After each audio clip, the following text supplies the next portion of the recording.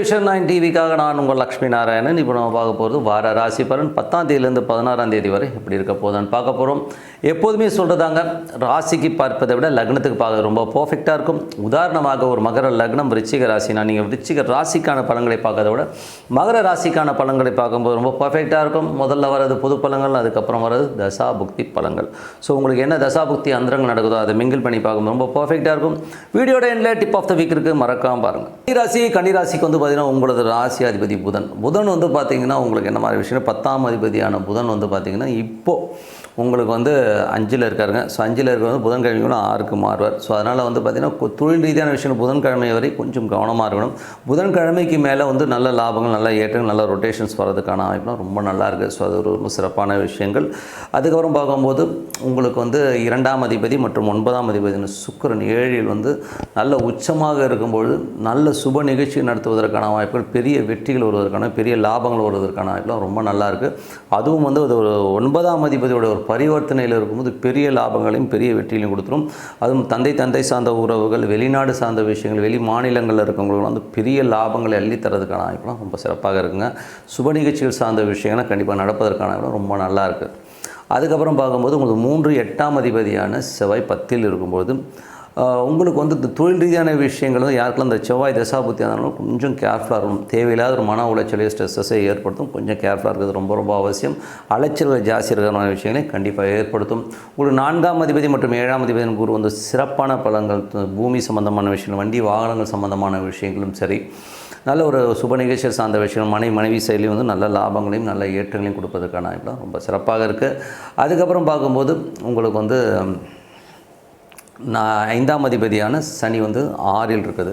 So 5ஆம் அதிபதி 6ல் இருக்கும்போது குழந்தைகளோட வளர்ச்சி ரொம்ப அபரிதமாகவும் சிறப்பாகவும் இருக்கும். ஸோ குழந்தைகள் வந்து வெளிநாடு பிரயாணங்கள் போகிற மாதிரியான விஷயங்கள்லாம் சிறப்பாக நடப்பதற்கான வாய்ப்பு ரொம்ப நல்லாயிருக்கு. நல்ல ஒரு அங்கீகாரம், நல்ல ஒரு ஏற்றம் வருவதற்கான வாய்ப்பு ரொம்ப நல்லாயிருக்கு. அதுக்கப்புறம் பார்க்கும்போது உங்களது 7ஆம் அதிபதியான குரு. ஸோ 7ஆம் அதிபதி குரு வந்து பார்த்திங்கன்னா சுக்கிரனோட ஒரு பரிவர்த்தனை இருக்கும்போது கணவன் மனைவியும் நல்ல ஒரு திடீர் அதிர்ஷ்டங்கள், திடீர் பண வரவுகள் வருவதற்கான வாய்ப்பு, பழைய சொத்துக்கள், பூர்வீக சொத்துக்கள்லாம் வந்து கிடைக்கிறதுக்கான வாய்ப்புலாம் ரொம்ப சிறப்பாக இருக்குங்க. வெளிநாட்டிலேருந்து ஒரு பெரும் பணம் வருவதற்கான வாய்ப்பும் ரொம்ப அற்புதமாக இருக்குங்க. ஸோ இதெல்லாமே ரொம்ப நல்லாயிருக்கு. 8ஆம் அதிபதியான செவ்வாய் வந்து 10ல் இருக்கும்போது தொழில் ரீதியான விஷயங்கள், மாமியார் சம்பந்தமான விஷயங்கள் கொஞ்சம் கேர்ஃபுல்லாக இருக்கிறது ரொம்ப அவசியம். அதுக்கப்புறம் பார்க்கும்போது உங்களுக்கு 9ல் வந்து ரொம்ப சிறப்பான வளர்ச்சி, நல்ல ஏற்றங்கள், தந்தை சார்ந்தவர்கள், வெளிநாடு சம்பந்தமான விஷயம், சிறப்பான பலன்களை கண்டிப்பாக எதிர்பார்க்கலாம். 10ஆம் அதிபதியான புதன் வந்து பார்த்திங்கன்னா சிறப்பான வளர்ச்சியும் நல்ல ஏற்றங்கள் கொடுப்பதற்கான வாய்ப்பும் ரொம்ப சிறப்பாக இருக்குது. 11ஆம் அதிபதியான சந்திரன் வந்து நல்ல லாபங்களையும் நல்ல ஏற்றங்கள் கொடுப்பார். புதன் வியாழனில் மட்டும் கொஞ்சம் செலவுகள் இருக்க மாதிரி விஷயங்கள் இருக்கும். அதுக்கப்புறம் எல்லாமே சிறப்பாக இருக்குங்க. ஸோ மற்றபடி நாங்கள் இதுவரை பார்த்தது பொது பலன்கள். ஸோ இப்போ பார்க்க போகிறது தசாபுக்தி பலன்கள். கன்னி லக்னமாக இருந்து சூரிய தசாபுக்தி அந்த சூரியன் வந்து 12ஆம் அதிபதியாக இருந்து ஒரு 5ல் இருக்கும்போது கொஞ்சம் சின்ன தொழில் ரீதியான விஷயம் கொஞ்சம் கவனம் தேவை. கொஞ்சம் வந்து விரயங்கள் ஏற்படுவதற்கான வாய்ப்பு, ஆன்மீக சம்பந்தமான விஷயங்களுக்காக கொஞ்சம் டொனேட் பண்ணுற மாதிரி விஷயங்கள் நிறைய பண்ணுவீங்க. குழந்தைகளுக்காக கொஞ்சம் செலவு பண்ணுற மாதிரி விஷயங்களை கண்டிப்பாக ஏற்படுத்தும். மற்றபடி வந்து உங்களுக்கு 9ஆம் அதிபதியான சுக்கிரன் நல்ல ஒரு உச்சமாக இருப்பதனால் நல்ல ஒரு தந்தை சார்ந்த உறவுகள், நல்ல லாபங்கள் வருவதற்கான வாய்ப்பு, வெளிநாடு சம்பந்தமான விஷயங்கள், குடும்பத்துக்கு பெரும் பணம் வருவதற்கான வாய்ப்பு ரொம்ப சிறப்பாக இருக்குது. அதில் வந்து பார்த்தீங்கன்னா பெரிய பணம்னே சொல்லலாம். ஸோ என்றைக்குமே குரு சுக்கிரனுடைய ஒரு ஆக்டிவிட்டீஸில் வந்து ஒரு பெரிய பணம் வருவதற்கான வாய்ப்பு ரொம்ப நல்லா இருக்குது. அதுக்கப்புறம் பார்க்கும்போது உங்களுக்கு வந்து கன்னி லக்னமாக இருந்து உங்களுக்கு வந்து சந்திர தசாபுத்தி சந்திரன் வந்து நல்ல லாபம், நல்ல ஏற்றங்கள் கொடுக்கும். புதன் வியாழனில் மட்டும் கொஞ்சம் விரயங்கள் கொடுக்கறதுக்கான வாய்ப்புகளை கண்டிப்பாக ஏற்படுத்தும். கன்னி லக்னமாக இருந்து செவ்வாய் வந்து 10ல் இருக்கும்போது கொஞ்சம் கவனம் தேவை. தொழிலில் வந்து ரொம்ப கவனமாக இருக்கணும். தேவையில்லாத மனக்குழப்பங்களையும் ஒரு ஸ்ட்ரெஸ்ஸையும் ஏற்படுத்துறதுக்கான ரொம்ப கேர்ஃபுல்லாக இருக்கணும். கன்னி லக்னமாக இருந்து ராகு வந்து 7ல் இருந்து அவர் வந்து 6ஆம் அதிபதி சாரத்தில் போகும்போது தொழில் ரீதியான விஷயங்களில் நல்ல ஏற்றங்கள் இருந்தாலும் கொஞ்சம் கடன் சம்பந்தமான விஷயங்கள் ஏற்படுறதுக்கான வாய்ப்பு, கணவன் மனைவி உறவுகள் மட்டும் சின்னதாக வந்து ஒரு ஸ்ட்ரெஸ்ஸஸ் வந்து போகிறதுக்கான வாய்ப்பில் கொஞ்சம் கவனமாக இருக்கணும். கன்னி லக்னமாக இருந்து குரு தசாபதி, குரு வந்து சிறப்பான பலன்களை கொடுத்துருவார். ஸோ தந்தை சார்ந்த விஷயங்கள், திருமணம் சம்பந்தமான விஷயங்கள், சுப நிகழ்ச்சிகள் சார்ந்த விஷயங்கள், நிலபுலங்கள் சம்பந்தமான விஷயங்கள் சிறப்பான பலன்களை கண்டிப்பாக கொடுத்துருவாருங்க. கன்னி லக்னமாக இருந்து சனி தசாபதி, சனி வந்து பார்த்திங்கன்னா உங்களுக்கு அந்த 5ஆம் அதிபதி 6ல் இருக்கும்போது குழந்தைகளோட வளர்ச்சி ரொம்ப அபரிதமாகவும் சிறப்பாகவும் இருக்கும். குழந்தைகளோட வளர்ச்சியில் வந்து பெரும் பணம் வருவதற்கான வாய்ப்புலாம் ரொம்ப நல்லாயிருக்கு. கன்னி லக்னமாக இருந்து புதன் திசை வந்து புதன் வந்து பார்த்திங்கன்னா உங்களுக்கு வந்து 5லிருந்து 6ல் போகிறார். ஸோ ரொம்ப சிறப்பான பலன்களை கொடுத்துருவார். தொழில் ரீதியான விஷயம் ஏதாச்சும் லோன்ஸ் அப்ளை பண்ணியிருந்தீங்கன்னா கண்டிப்பாக புதன்கிழமைக்கு மேலே கிடைக்கிறதுக்கான வாய்ப்புலாம் ரொம்ப நல்லாயிருக்கு. கன்னி லக்னமாகிறது கேது திசை வந்து கேது வந்து ராசியிலே இருக்கும்போது கொஞ்சம் சின்ன சின்ன மன உளைச்சல் ஸ்ட்ரெஸ்ஸஸ் வரதுக்கான வாய்ப்பு, குழந்தைகளை நினச்சி கொஞ்சம் ஒரி பண்ணுற மாதிரி விஷயங்களை கண்டிப்பாக ஏற்படுத்தும். குழந்தைகளுக்காக சில பேர் கடன் வாங்குற மாதிரி விஷயங்களும் கண்டிப்பாக ஏற்படுத்துங்க. ஸோ அது கொஞ்சம் பார்த்துனாலும் கன்னி லக்னம் வந்து சுக்கிர தசாபதி எந்திரங்கள்.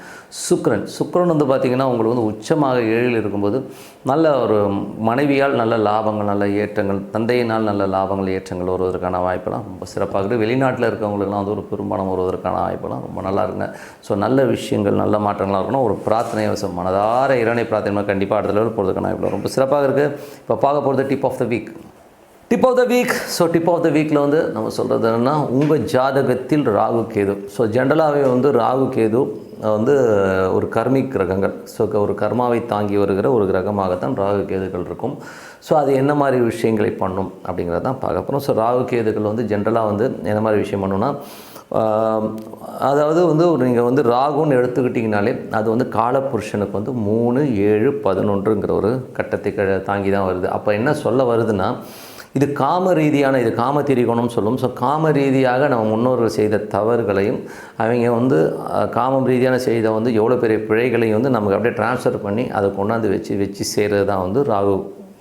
கேதுங்கிறது வந்து 1, 5, 11ங்கிற ஒரு காலபுருஷனுக்கு 1, 5, 9ஐ தாங்கி வரும். ஸோ அதில் வந்து பார்த்திங்கன்னா ஒரு குழந்தை கருக்கலைப்பு, குழந்தை சம்பந்தமான விஷயங்கள் நடந்த இன்னல்கள், அது மட்டும் இல்லை தன்னுடைய சுயநலத்துக்காக இவங்க பண்ண அட்டூழியம், குரு துரோகம், அது மட்டும் இல்லாமல் வஞ்சனையாக சொத்தை பிடுங்கிறது, நம்ம வம்சம் நல்லா இருக்கணுன்றதுக்காக இன்னொரு வம்சத்துக்கு எடுக்கிறது, இந்த மாதிரி விஷயங்களில் ஈடுபடுறதுனால வர பிரச்சனைகளை சொல்கிறது, அதை பொருள் ரீதியான விஷயங்களை மற்றவனை டார்ச்சர் பண்ணி எடுக்கிறதை வந்து சொல்கிறது வந்து கேது.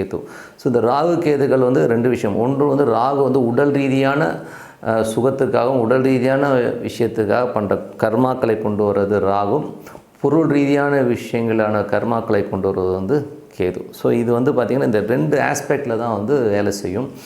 ஸோ இதில் வந்து நம்ம தாத்தா முப்பாட்டை ஏதாச்சும் வந்து ராகு ஏடாபடம் அப்படி மாட்டியிருக்குன்னா, ஸோ அது வந்து நம்மளை எஃபெக்ட் பண்ணுறது, நம்ம ஜாதகத்தில் ரிஃப்ளெக்ட் பண்ணுறது வந்து பார்த்திங்கன்னா ராகு வச்சு ரிஃப்ளெக்ட் பண்ணணும். அதே மாதிரி வந்து சொத்துக்கள் அபகரிக்கிறது, குழந்தைகளை வந்து கருக்கலைப்பு பண்ணுறது, என்னுடைய உடல் சுகத்திற்காக நான் மற்றவனை போய்ட்டு டார்ச்சர் பண்ணது, எனக்கு சொத்து வேணும் அது வேணும், பொருட்பற்றான விஷயங்களை வந்து மற்றவனை டார்ச்சர் பண்ணதெல்லாம் சொல்கிறது வந்து உங்களுக்கு வந்து அந்த கேது வந்து அந்த இடத்துல வந்து உங்களை வந்து டார்ச்சர் பண்ணுங்கிறது தான் உண்மையான விஷயம். இதில் வந்து மேஜராக எது எஃபெக்ட் பண்ணும்போது குரு கேது. ஸோ குரு கேது வந்து ஒரு ஜாதகத்தில் வந்து குரு நட்சத்திரத்தில் வந்து கேது வர்றது, அது குரு கேது ஒன்றா இருக்குது, குரு பார்வையில் கேது இருக்குது. ஸோ இந்த மாதிரி குரு கேது காம்பினேஷன்ஸ் இருந்ததுன்னா அவனுக்கு வந்து எதுவுமே ஒரு டிசைடிங் அத்தாரிட்டி எடுக்க முடியாது. அவன் ஏதோ ஒரு ட்ராப்பில் மாற்றமான ஃபீலை கண்டிப்பாக ஏற்படுத்தும். ஸோ அந்த மாதிரி விஷயங்கள் பண்ணுறவங்களுக்கு வந்து என்ன பண்ணணும்னா, சித்தர் வழிபாடு தான் ரொம்ப சிறப்பு. ஸோ அப்போ வந்து பௌர்ணமிகளில் வந்து அந்த சித்தர் வழிபாடுகளை பண்ணும்போது சிறப்பான பலன்கள், அவங்க வந்து அதில் வந்து வெளியே வர்றதுக்கான வாய்ப்பு இருக்கும். டெய்லியும் வந்து சித்தரை நினைக்கிறது ரொம்ப ரொம்ப நல்லது.